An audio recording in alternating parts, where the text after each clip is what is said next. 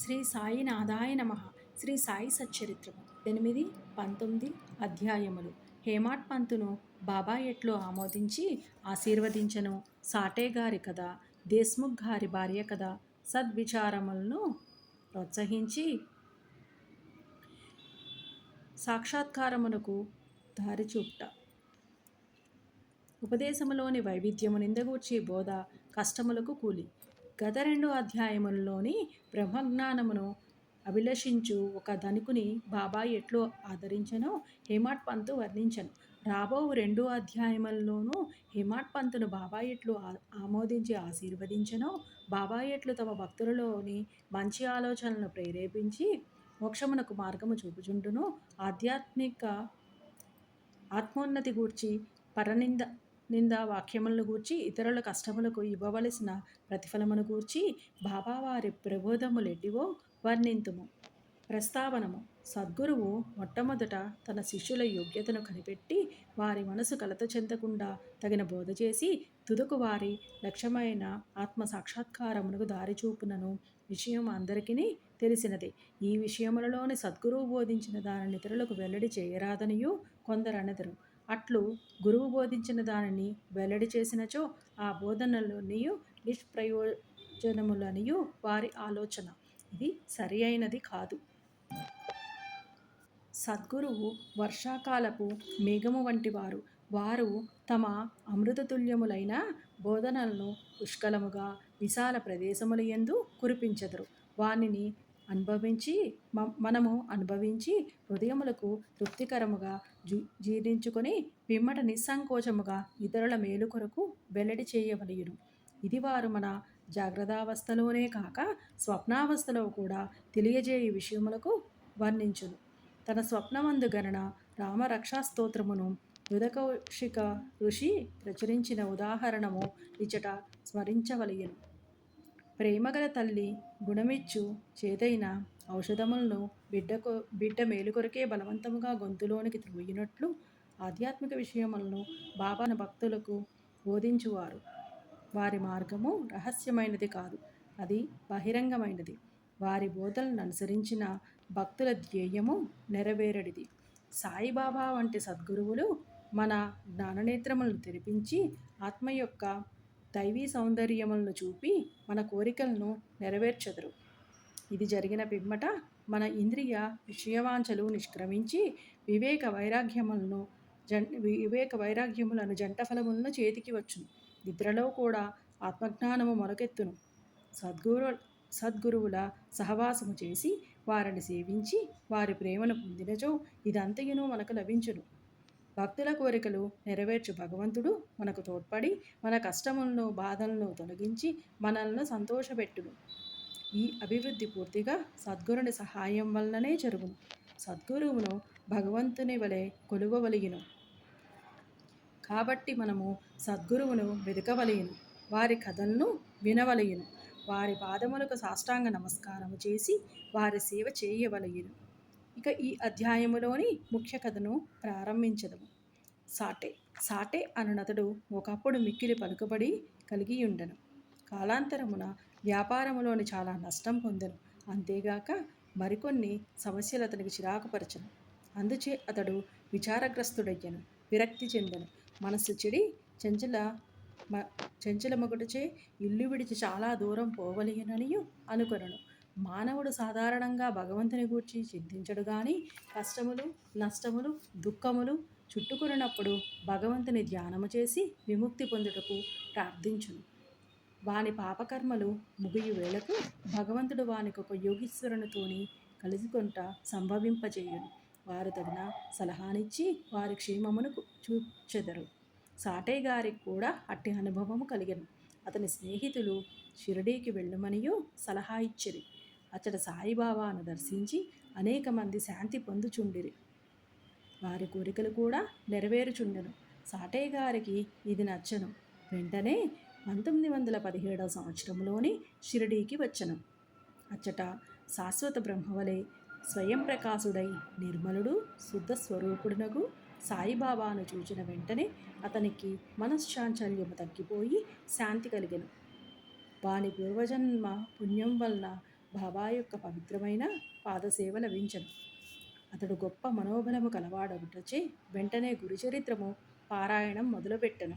7 రోజులలోని చరిత్ర చదువుట పూర్తి కాగానే బాబా ఆనాడు రాత్రి అతనికి ఒక దృష్టాంతమును చూపెను. అది ఇట్లుండెను. బాబా గురుచరిత్రము చేతిలో పట్టుకుని దానిలోని విషయములను ఎదుట కూర్చున్న సాటేకు బోధించుచున్నట్లు అతడు దానిని శ్రద్ధగా వినుచున్నట్లు చూపెను. సాటే నిద్ర నుంచి లేచిన వెంటనే కలను జ్ఞాపకముంచుకొనను, మిగుల సంతసించను. అజ్ఞానమనే నిద్రలోని గుర్రుపెట్టి నిద్రపోవుచున్న తన వంటి వారని లేపి గురుచరితామృతమును రుచిచూపుట బాబా యొక్క దయార్థ హృదయమే కదా అనుకొనెను. ఆ మరుసటి దినం ఆ దృశ్యమును కాకా సాహెబ్ దీక్షితుకు తెలియజేసి దాని భావమేమై ఉండవునో అని సాయిబాబాను అడిగి తెలుసుకొనమనెను. 1 సప్తాహము చాలునో లేక ఇంకొక సప్తాహము పారాయణము చేయవలెనో కనుగొనమనెను. కాకా సాహెబ్ సమయము చూచి బాబాను ఇట్లడిగెను. ఓ దేవా, ఈ దృశ్యం వలన సాటేకు ఏమని చెప్ప నిశ్చయించితివి? అతడు ఊరకొనవలన లేక ఇంకొక సప్తాహము పారాయణము చేయవలెనా? అతడు అమాయక భక్తుడు. అతని కోరిక నెరవేరవలను. అతనికి దృష్టాంతార్థమును బోధించవలయును. వాని ఆశీర్వదింపుడనియు బాబా. అతడు గురుచరిత్ర ఇంకొక సప్తాహము పారాయణం చేయవలయను. ఆ గ్రంథమునే జాగ్రత్తగా పఠించినచో అతడు పావనుడగును, మేలు పొందగలడు. భగవంతుడు ప్రీతి చెంది వారిని ప్రపంచ బంధముల నుంచి తప్పించును అనెను. ఆ సమయమున హేమాడ్ పంతు అచ్చట నుంచి బాబా కాళ్ళని ఒత్తుచుండెను. బాబా పలుకులు విని అతడు తన మనసులోని ఇట్లనుకొనెను, సాటే యొక్క వారమే పారాయణం చేసి ఫలితమును పొందెనా? నేను 40 సంవత్సరముల నుంచి పారాయణం చేయుచున్నాను, కానీ నాకు ఫలితము దక్కలేదు కదా. అతడిక్కడ 7 దినములు మాత్రమే నివసించను. నేను 7 సంవత్సరముల నుంచి ఉన్నాను. నా ప్రయత్నములు నిష్ఫలమా ఏమి? చాతక పక్షి మేఘము నుంచి పడు నీటి బిందువుకై కనిపెట్టుకుని ఉన్నట్లు నేను కూడా బాబా తమ దయామృతమును నాపై వర్షించదరనియు వారి బోధనలచే నన్ను ఆశీర్వదించదరనియు కనిపెట్టుకుని ఉన్నాను. ఈ ఆలోచన వాని మనసులోని మెదిలిన వెంటనే బాబా దానిని గ్రహించను. భక్తుల మనసుల్లో నుండడి ఆలోచనలన్నీయును బాబా గ్రహించడివారు. అంతయే కాక చెడ్డ ఆలోచనలను అణచుచు మంచి ఆలోచనలను ప్రోత్సహించువారు. హేమాడ్ పంతు మనస్సును కనిపెట్టి బాబా వానిని వెంటనే లేపి శ్యామ వద్దకు పోయి అతని వద్ద 15 రూపాయలు దక్షిణ తీసుకుని అతనితోని కొంతసేపు మాట్లాడిన పిమ్మట రమ్మనను. బాబా మనసున కారుణ్యోదయమయ్యను. కావున వారిట్లా ఆజ్ఞాపించిరి. బాబా ఆజ్ఞను జవదాటగలవారెవరు? హేమాడ్ పంతు వెంటనే మసీదు విడిచి శ్యామ గృహమునకు పోయెను. అప్పుడే అతడు స్నానము చేసి దోవతి కట్టుకొనుచుండెను. అతడు బయటకు వచ్చి హేమాడ్ పంతుని ఇట్లడిగెను, మధ్యాహ్న హారతి సమయమునందు మీరిక్కడ ఎలా ఉన్నారు? మీరు మసీదు నుండి వచ్చుచున్నట్లున్నదే, మీరేల చికాకుతో చంచలముగా ఉన్నారు? మీరొంటరిగా వచ్చినారేలా? కొంతసేపు కూర్చొని విశ్రాంతి చెందుడు, నా పూజను ముగించి వచ్చెదను. ఈలోగా తాంబూలము వేసుకొనుడు, పిమ్మట ఆనందముగా కొంతసేపు కూర్చొని మాట్లాడుకునేదము. ఇట్లనుచు అతడు లోపలికి పోయెను. హేమాడ్ పంతు ముందర వసారాలోని కూర్చొనెను. కిటికీలోని ఏకనాథ భాగవతమును ప్రసిద్ధ మరాఠీ గ్రంథముండెను. ఇది భాగవతములోని 11వ స్కందమునకు ఏకనాథుడు వ్రాసిన వ్యాఖ్యానము. సాయిబాబా సిఫారసు చేయుటచే బాపూసాహెబ్ దీక్షిత్ శ్రీకృష్ణునకు అర్జునునకు జరిగిన సంభాషణ రూపమైన భగవద్గీత, దాని మరాఠీ వ్యాఖ్యానమైన భావార్థ దీపిక, జ్ఞానేశ్వరి శ్రీకృష్ణునకు అతని సేవకుడగు ఉద్ధవునకు జరిగిన సంభాషణ రూపమైన ఏకనాథ భాగవతము మరియు భావార్థ రామాయణమును నిత్యం షిరిడీలోని చదువుచుండెడివారు. భక్తులు వచ్చి బాబాను ఏదైనా ప్రశ్నలు వేసినప్పుడు బాబా కొంతవరకు జవాబిచ్చి అటుపైన వారిని ఆ గ్రంథముల పారాయణమును వినుమనియు పంపుచుండెను. ఆ గ్రంథములే భాగవత ధర్మములోని ముఖ్య గ్రంథములు. భక్తులు బాబా ఆజ్ఞానుసారము ఆ సత్సంగములను పోయి ఆ సత్సంగములకు పోయి ఆ గ్రంథములు వినునప్పుడు వారి ప్రశ్నలకు సంతృప్తికరమైన సమాధానములు లభించుచుండెను. హేమాడ్ పంతు కూడా నిత్యము ఏకనాథ భాగవతమును పారాయణము చేయువాడు. హేమాడ్ పంతు ఆ దినము తాను నిత్యము చదువు గ్రంథభాగము పూర్తి చేయకయే కొందరు భక్తులతోని కలిసి మసీదునకు పోయెను. శ్యామ ఇంటి కిటికీలోని ఉన్న ఏకనాథ భాగవతము తీయగా తానా నాడు పూర్తి చేయని భాగము వద్దనే పుస్తకం తెరుచుకొనెను. తన నిత్యపారాయణం పూర్తి చేయుటకే కాబోలు బాబా తన నజటకు పంపెననియు హేమాడ్ పంతు అనుకొనెను. వెంటనే తన నిత్యపారాయణమును పూర్తి చేసెను. పిమ్మట శ్యామ తన పూజను ముగించి బయటకు వచ్చెను. వారిరువురికి ఈ దిగువ సంభాషణ జరిగెను. హేమాడ్ పంతు: నేను బాబా వద్ద నుంచి ఒక కబురు తీసుకుని వచ్చినాను. బాబా నీ వద్ద నుంచి 15 రూపాయలు దక్షిణ తీసుకుని రమ్మని నన్ను ఆజ్ఞాపించియున్నారు. అంతేకాదు కొంతసేపు నీతో మాట్లాడిన పిమ్మట మసీదుకు రమ్మని చెప్పిరి. శ్యామ ఆశ్చర్యముతో నా వద్ద డబ్బు లేదు. నా 15 సాష్టాంగ నమస్కారములు పైకమునకు బదులుగా బాబాకు సమర్పింపుము. హేమాడ్ పంతు: సరే, నీ నమస్కారములు ఆమోదింపబడెను. మనము కూర్చొని కొంతసేపు మాట్లాడుకునేదము. మన పాపములను నశింపచేయునట్టి బాబా లీలలను కథలను చెప్పుము.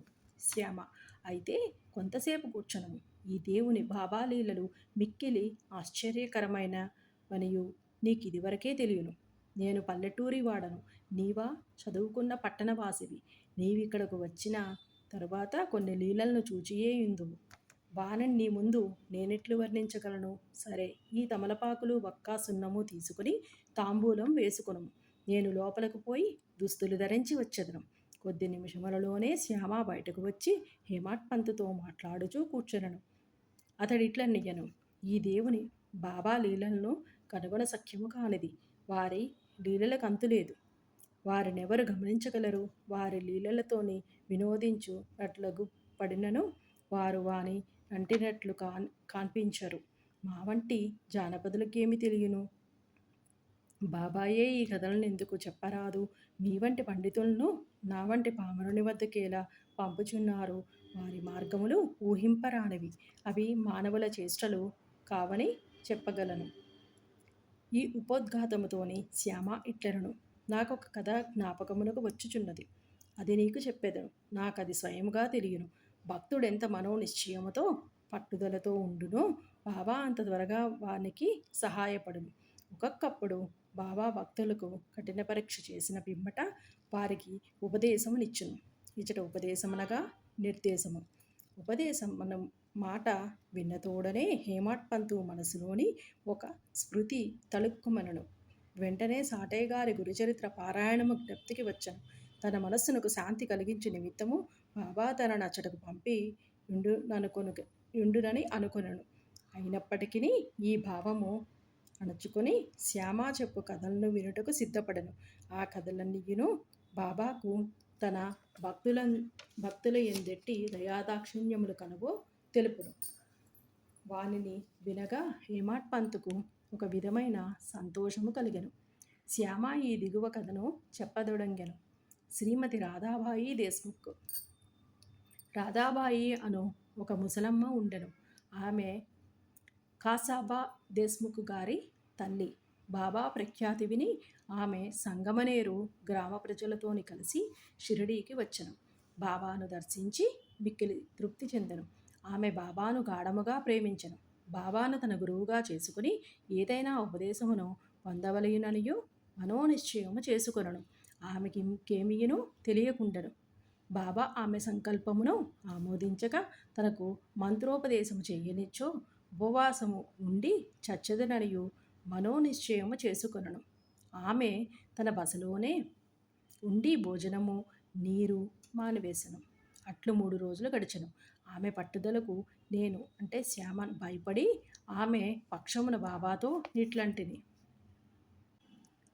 దేవా, మీరేమి పని ప్రారంభించితిరి? నీవనేక మందిని ఇచ్చటకు ఈడ్చెదవు. ఈ ముదుసలని నీవెరిగియే ఉందువు. ఆమె మిక్కిలి పట్టుదల గలది. ఆమె నీపైన ఆధారపడి ఉన్నది. ఆమె చచ్చు వరకు ఉపవసింప నిశ్చయించుకుని ఉన్నది.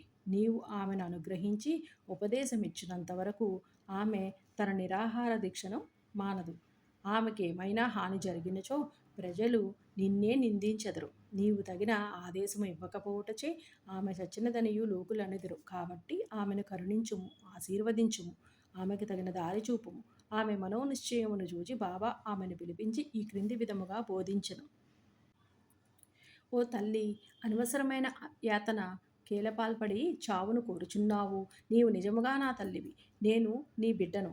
నా యందు కనికరించి నేను చెప్పినది పూర్తిగా వినుము. నీకు నా వృత్తాంతమును చెప్పెదను. నీవు దానిని బాగా వినునచో నీకది మేలు చేయును. నాకొక గురువుండెను. వారు గొప్ప యోగీశ్వరులు, మిక్కిలి దయార్థ హృదయులు. వారికి చాలా కాలము శుశ్రూష చేసి తిని, కానీ నా చెవిలో వారే మంత్రమూ ఊదలేదు. నాకు వారిని వదిలిపోవ తలంపే లేకుండెను. నేను వారితోనే ఉండుటకు, వారి సేవ చేయుటకు, వారి వద్ద కొన్ని ఉపదేశములను గ్రహించుటకు నిశ్చయించుకుంటుని. కానీ వారి మార్గము వారిది. వారు నా తల గొరిగించిరి, నా నుంచి 2 పైసాలు దక్షిణ అడిగిరి. నేను దానిని వెంటనే వారికి సమర్పించితిని. మీ గురువుగారు పూర్ణకాములైనచో వారు మిమ్ములను దక్షిణ అడుగనేలా? వారు నిష్కాములనియు ఎట్లనిపించుకొందురు అని నీవు అడగవచ్చును. దానికి సమాధానము సూటిగా చెప్పగలను. వారు డబ్బును లక్ష్యపెట్టేవారు కారు. ధనముతోని వారు చేయునదేమున్నది? వారు కోరిన 2 కాసులలోని ఒకటి నిష్ఠ, రెండవది సంతోష ధైర్యములతోని కూడిన ఓరిమి. నేను ఈ రెంటిని వారికి అర్పించితిని. వారు ప్రసన్నులైరి. నా గురువును అట్లు 12 సంవత్సరములు సేవించితిని. వారే నన్ను పెంచి పోషించిరి. భోజనములకు గాని వస్త్రములకు గాని నాకు లోటు లేకుండెను. వారు పరిపూర్ణులు. వారు ప్రేమావతారమనియు చెప్పవచ్చును. ఆ ప్రేమను నేనెట్లు వర్ణించగలను? వారు నన్ను మిక్కిలి ప్రేమించడివారు. ఆ విధమైన గురువే ఉండరు. నిరంతర ధ్యానములోని ఉన్న వారిని తదేకముగా చూచుచుండెడివాడను. మేమిద్దర ఆనందములోని మునిగడివారము. రాత్రింబవళ్ళు నిద్రాహారములు లేక నేను వారి వైపు దృష్టి నిగిడ్చితిని. వారిని చూడనిచో నాకు శాంతి లేదు. వారి ధ్యానము, వారి సేవ తప్ప నాకు ఇంకొకటి లేకుండెను. వారే నా ఆశ్రయము. నా మనసు ఎల్లప్పుడూ వారి యందే నాటుకుని ఉండడిది. ఇదియే వారు అడిగిన దక్షిణలోనే 1 పైసా. సబూరి, సంతోష స్థైర్యములతోని కూడిన ఓరిమి రెండవ పైసా. నేను మిక్కిలి సంతోషముతో చాలా కాలము కనిపెట్టుకుని వారి సేవ చేసి తిని. ఈ ప్రపంచమనే సాగరమును సబూరి అను ఓడ నిన్ను సురక్షితముగా దాటించును. సబూరి అనునది అత్యంత ఉత్తమ లక్షణము. అది పాపములన్నింటినీ తొలగించును, కష్టములను పారద్రోలును, అనేక విధములైన అవాంతరములను తొలగించి భయమును పారద్రోలును, తుదకు జయమును కలుగజేయును. సబూరి అనునది సగుణములకు గని, మంచి ఆలోచనలకు తోడు వంటిది. నిష్ఠ, సబూరి అనునవి అన్యోన్యమైన అక్కా చెల్లెండ్ల వంటివి. నా గురువు నా నుంచి ఇతరమేమీనూ ఆశించి ఉండలేదు.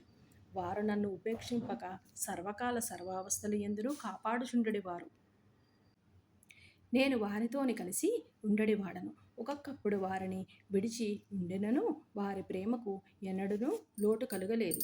వారు తమ దృష్టి చేతనే నన్ను కాపాడుచుండెడివారు.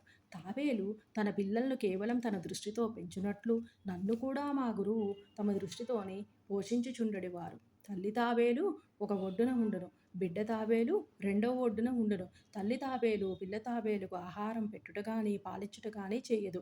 తల్లి తన పిల్లలపై తన దృష్టిని పోనివ్వదు.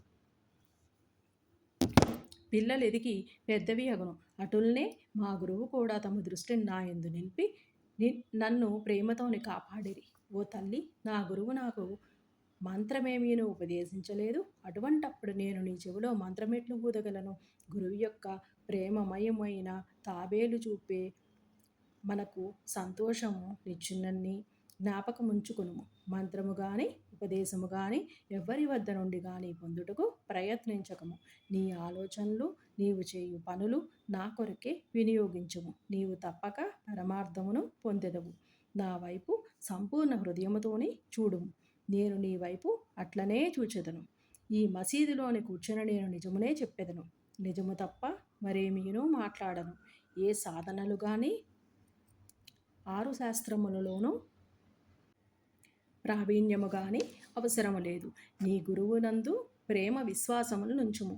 గురువే సర్వమును చేయువాడనియు కర్త అనియు పూర్తిగా నమ్ముము. ఎవరైతే గురువు యొక్క మహిమను గొప్పతనమును గ్రహించెదరో, ఎవరైతే గురుని బ్రహ్మ విష్ణువు మహేశ్వర స్వరూపులనియు ఎంచెదరో వారే ధన్యులు. ఈ ప్రకారముగా ఉపదేశించి బాబా ఆ ముసలమ్మను ఒప్పించెను. ఆమె బాబాకు నమస్కరించి ఉపవాసములను వదులుకొనెను. ఈ కథను జాగ్రత్తగాను శ్రద్ధగాను విని దాని ప్రాముఖ్యమును సందర్భమును గుర్తించి హేమాడ్ పంతు మిక్కిలి ఆశ్చర్యపడెను. ఈ ఆశ్చర్యకరమైన బాబా లీలను చూచి అతని ఆపాదమస్తకము పులకించెను. సంతోషముతో ఉప్పొంగెను. గొంతుక ఆరిపోయెను. ఒక్క మాటైనా మాట్లాడుటకు చేత కాకుండెను. శ్యామ అతని నీ స్థితిలోని చూచి ఏమి జరిగినది, ఎలా ఊరకున్నావు, అట్టి బాబాలీలలు నీకెన్ని వర్ణింపవలను అని అడిగెను. అదే సమయమునందు మసీదులోని గంట మోగెను. మధ్యాహ్న హారతి పూజ ప్రారంభమయ్యినని గ్రహించిరి. కనుక శ్యామ హేమాడ్ పంతు ఇద్దరును మసీదునకు త్వరగా పోయిరి. బాపు సాహెబ్ జోగు అప్పుడే హారతి ప్రారంభించెను. స్త్రీలు మసీదు నిండిరి. దిగువ ఖాళీ జాగాలో పురుషులు నిండిరి. అందరూ బాజా భజంత్రీలతోని ఒకే వరుసతోని హారతి పాడుచుండిరి. బాబాకు కుడివైపు శ్యామ, ముందర హేమాడ్ పంతు కూర్చునిరి. వారిని చూచి బాబా హేమాడ్ పంతును శ్యామ ఇచ్చిన దక్షిణ నిమ్మనను. శ్యామ రూపాయలకు బదులు నమస్కారములు ఇచ్చిననియు శ్యామ ప్రత్యక్షముగా గలడు కనుక అడగవచ్చునను. బాబా ఇట్లనను, సరే మీరిద్దరును కొంతసేపు మాట్లాడుకుంటిరా? అట్లయినచో మీరేమి మాట్లాడుకున్నారో చెప్పుము. గంటల చప్పుడును మధ్యల శబ్దమును పాటల ధ్వనిని లెక్కించక హేమాడ్ పంతు బాబాకు జరిగినదంతయును చెప్పుటకు ఆతురతపడెను. తాము ముచ్చటించినదంతయు తనకు చాలా ఆనందమును కలుగజేసినదనియు, ముఖ్యముగా ముసలమ్మ కథ మిక్కిలి ఆశ్చర్యమును కలుగజేసినదనియును, దానిని విని బాబాలీలలు అగోచరములనియు తెలుసుకొంటిననియు, ఈ కథ రూపముతోని తన్ను బాబా ఆశీర్వదించిరనియు హేమాడ్ పంతు చెప్పెను. అప్పుడు బాబా, కథ చాలా అద్భుతమైనది. నీ వెట్టుల ఆనందించితివి. నాకా విషయమై వివరములనియును చెప్పుము అనిరి. అప్పుడు హేమాడ్ పంతు తానింతకు ముందు విన్న కథను పూర్తిగా బాబాకు వినిపించి, అది తన మనమునందు శాశ్వత ప్రభావమును కలిగించినదనియును చెప్పెను. ఇది విని బాబా మిగుల సంతసించెను. ఆ కథ నీకు నచ్చినదా? దాని ప్రాముఖ్యమును నీవు గుర్తించితివా అని బాబా హేమాడ్ పంతువును అడిగెను. అవును అవును బాబా, నా మనోశ్చాంచల్యము నిష్క్రమించినది. నాకు నిజమైన శాంతి విశ్రాంతి కలిగినది. సత్యమార్గమును కనుగొనగలిగితిని అని హేమాడ్ పంతు బదులు ఇచ్చెను. బాబా ఇట్లు చెప్పెను, నా పద్ధతి మిక్కిలి విశిష్టమైనది. ఈ ఒక్క కథను జ్ఞప్తి ఎందుంచుకొనుము. అది మిక్కిలి ఉపయోగించును. ఆత్మ సాక్షాత్కారమునకు ధ్యానం అవసరము. దానిని అవలంబించుకొన్నచో వృత్తులన్నయును శాంతించును. కోరికలన్నయును విడిచి నిష్కామివై నీవు సమస్త జీవరాశియందు గల భగవంతుని ధ్యానింపుము. మనస్సు ఏకాగ్రమైనచో లక్ష్యము నెరవేరును. సదా నా నిరాకార స్వభావమును ధ్యానింపుము. అదియే జ్ఞానస్వరూపము, చైతన్యము, ఆనందము. మీరిది చేయలేనిచో రాత్రింబగళ్ళు మీరు చూచుచున్న నా ఈ ఆకారమును ధ్యానించుడు. అట్లు కొన్నాళ్ళు చేయగా మీ వృత్తులు కేంద్రీకృతమగును. ధ్యాత, ధ్యానము, ధ్యేయము అను మూడింటికి గల భేదము పోయి ధ్యానించువాడు చైతన్యముతోని ఐక్యమై బ్రహ్మముతోని నభిన్నమగును. తల్లి తాబేలు నదికి ఒక ఒడ్డున ఉండును, దాని పిల్లలు ఇంకొక ఒడ్డున ఉండును. తల్లి వానికి పాలిచ్చుట గాని పొదువు కొనుట గాని చేయదు. దాని చూపు మాత్రమే వానికి జీవశక్తినిచ్చుచున్నది. చిన్న తాబేళ్లు ఏమీ చేయక తల్లిని జ్ఞాపకమందుంచుకొనును. తల్లి తాబేలు చూపు చిన్నవానికి అమృతధార వలె పనిచేయును. అదియే వాని బ్రతుకునకు సంతోషమునకు ఆధారము. గురువునకు శిష్యునకు గల సంబంధము కూడా ఇట్టిదే. బాబా ఈ మాటలు పూర్తి చేసేసరికి హారతి పూర్తి ఆయెను. అందరూ శ్రీ సచ్చిదానంద సద్గురు సాయినాథ్ మహారాజ్ కి జై అని జై జై ధ్వానములు చేసిరి. ఓ ప్రియ పాఠకులారా, ఈ సమయమునందు మనము కూడా మసీదులోని జన జనసమూహముతోని కలిసియున్నట్లు భావించి మనము కూడా ఆ జయ జయధ్వనులలోని పాల్గొందము. హారతి పూర్తి కాగానే ప్రసాదము పంచిపెట్టిరి. బాబాకు నమస్కరించి బాపూసాహెబ్ జోగు బాబా చేతిలోని కలకండ ముక్కను పెట్టెను. బాబా దాన్ని నంతయును హేమాడ్ పంతు చేతిలో పెట్టి ఇట్లెనను, ఈ కథను నీవు మనసుకు పట్టించుకొని జ్ఞప్తి ఎందుంచుకొనినచో నీ స్థితి కలకండ వలె తీయగా నుండును. నీ కోరికలన్నీయును నెరవేరును. నీవు సుఖముగా ఉందువు. హేమాడ్ పంతు బాబాకు సాష్టాంగ నమస్కారము చేసి ఇట్లు ఎల్లప్పుడూ నన్ను అనుగ్రహించుము, ఆశీర్వదించుము, కాపాడుము అని ప్రార్థించెను. అందుకు బాబా ఇట్లు జవాబిచ్చెను, ఈ కథను వినుము, దీనిని మననము చేయుము, ఇది వ్యాసనము చేయును, దీనిని ధ్యానము చేయుము.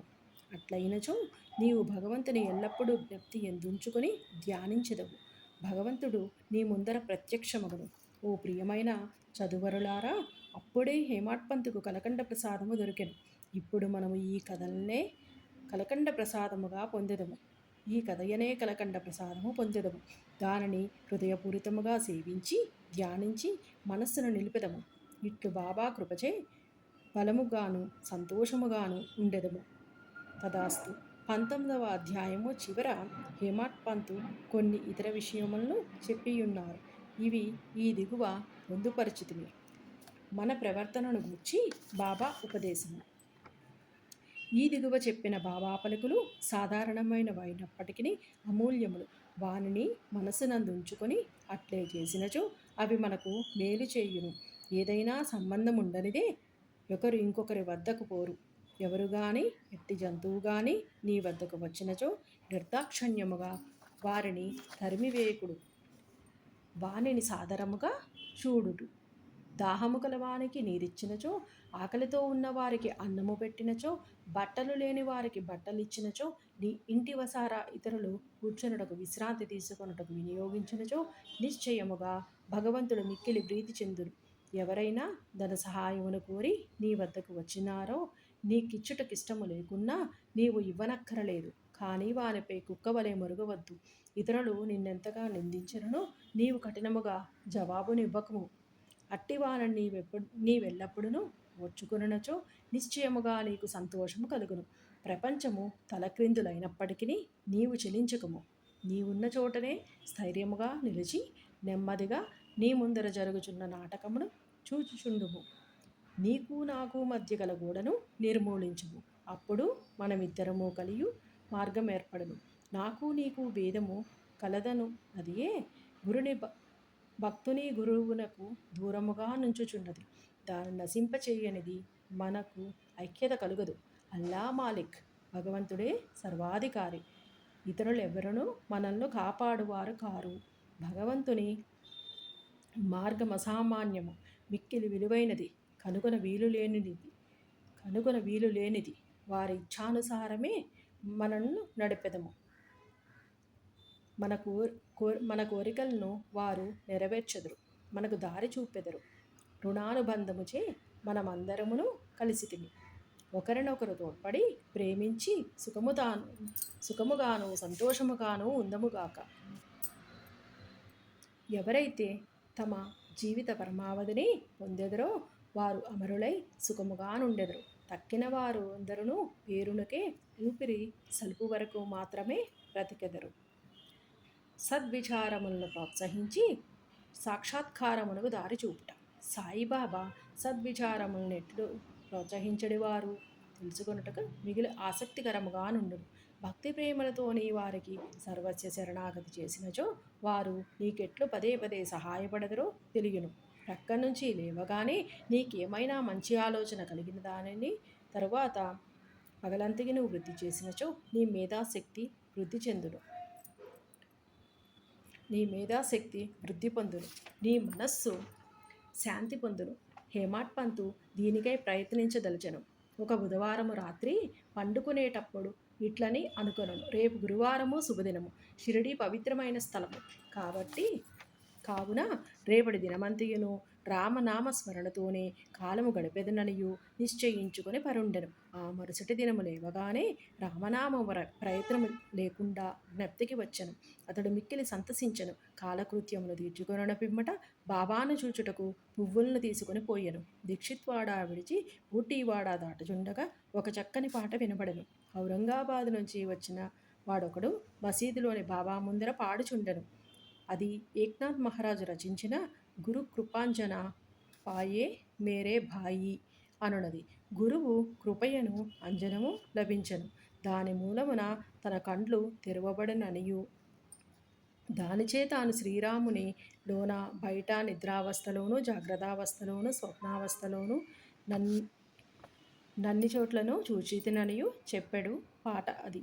అనేక పాటలుండగా బాబా భక్తుడగు ఔరంగాబాదు నివాసి ఈ పాట నేలపాడెను. ఇది సందర్భానుసారముగా బాబా చేసిన ఏర్పాటు కాదా? హేమాడ్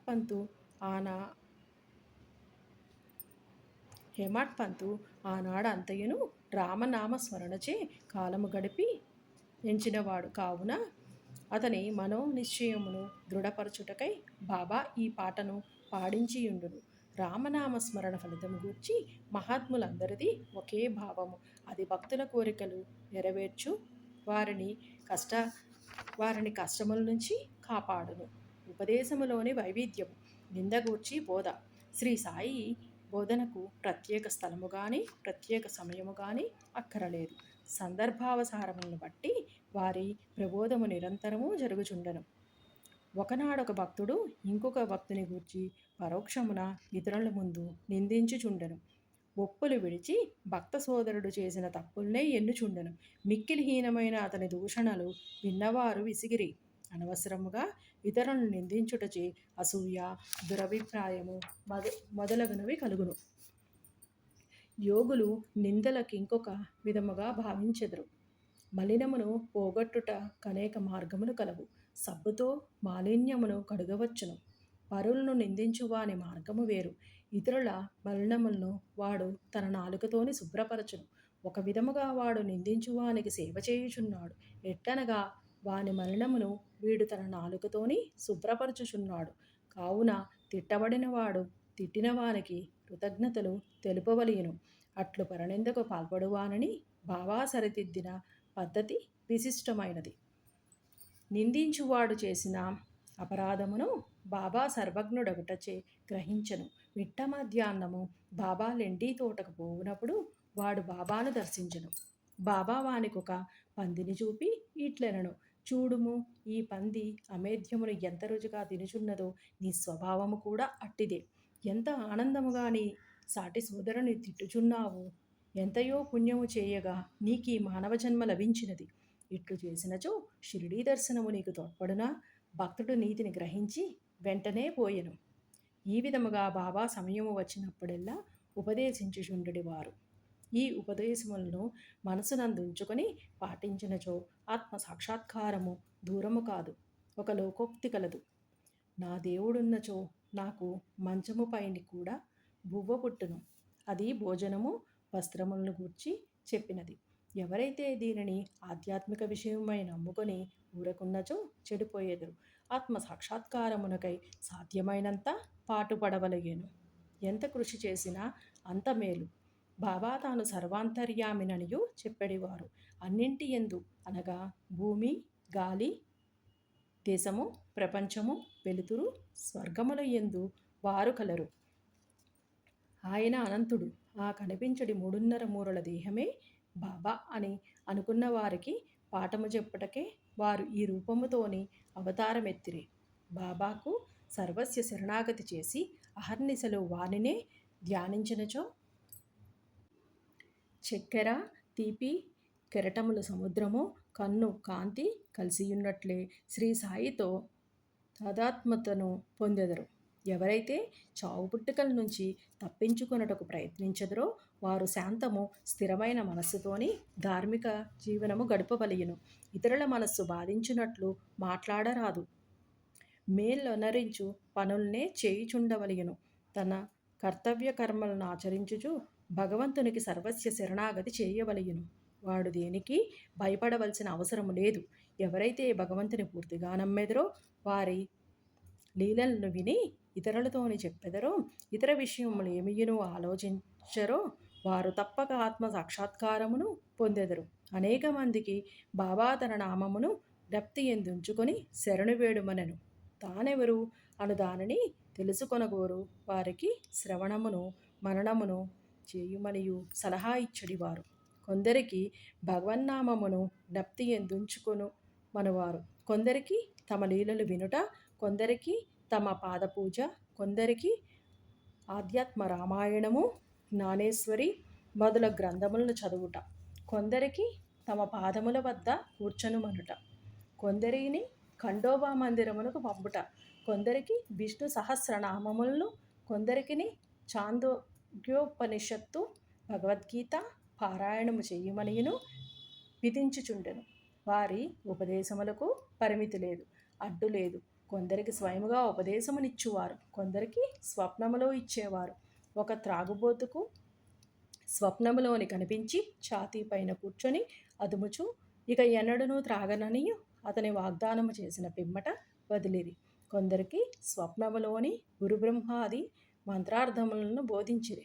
ఒకడు హఠయోగం చేయుచుండగా దానిని మానుమనిరి. వారి మార్గములను చెప్పుట కలవి కాదు, ప్రపంచ విషయములలోని తమ ఆచరణములే ఉదాహరణములుగా బోధించువారు. అట్టి వానిలోని ఒకటి పనికి తగిన ప్రతిఫలము. బాబా ఒకనాడు మిట్ట మధ్యాహ్నము రాధాకృష్ణ మా ఇంటి సమీపమునకు వచ్చి నిచ్చెన తీసుకుని రమ్ము అనెను.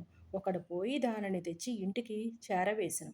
బాబా వామన్ గొండ్కర్ ఇంటి పైకప్పు ఎక్కి రాధాకృష్ణ మా ఇంటి పైకప్పును దాటి ఇంకొక ప్రక్క దిగెను.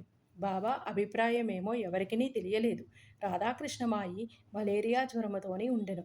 ఆమె జ్వరమును తొలగించుటకై బాబా ఇట్లు చేసి ఉండుననియు అనుకొనిరి. దిగిన వెంటనే నిచ్చెన తెచ్చిన వానికి బాబా 2 రూపాయలు ఇచ్చెను. ఎవడో ధైర్యం చేసి నిచ్చెనను తెచ్చినంత మాత్రమున వానికి 2 రూపాయలేలా ఇవ్వవలెననియు బాబాను ప్రశ్నించెను.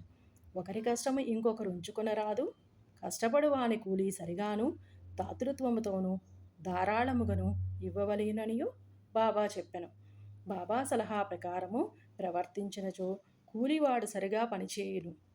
పని చేయించేవాడు పనిచేసేవారు కూడా సుఖపడెదరు. సమ్మెలకు తావుండదు. మదుపు పెట్టువానికి కష్టపడి కూలీ చేయువాంటకు మనస్పర్ధలుండవు. 18, 19 అధ్యాయములు సంపూర్ణము. సద్గురు శ్రీ సాయినాథార్పణమస్తు. శుభం భవతు.